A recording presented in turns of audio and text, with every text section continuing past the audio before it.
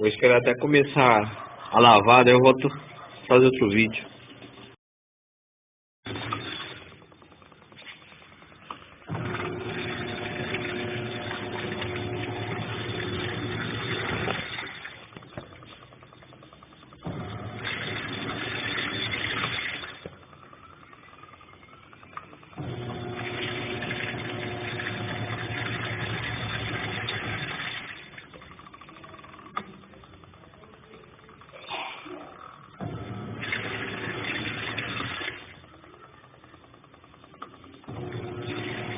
Ele gira o centro para um lado e o cesto para outro lado. O cesto girando nesse sentido e agora somente o centro. Ele só drenar água para jogar em cima. Vou cortar o vídeo para passar a próxima parte.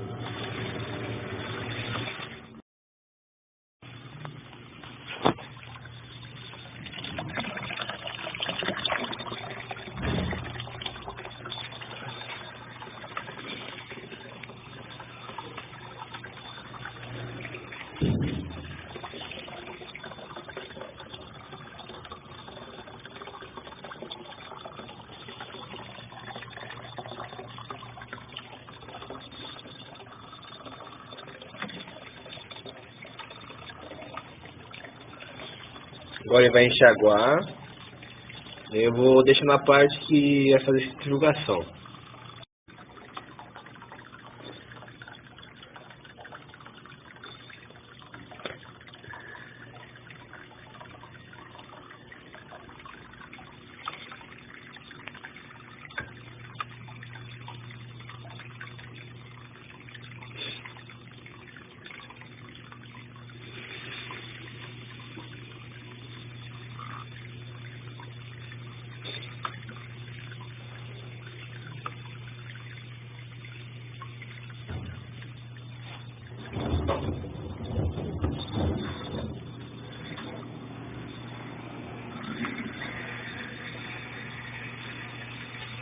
Acabou a água.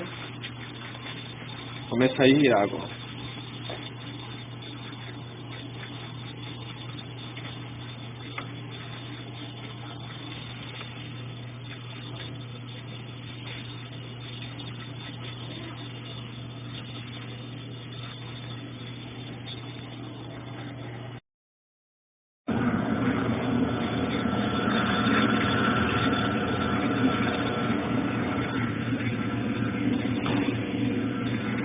Tá girando, só que ele gira com fraqueza.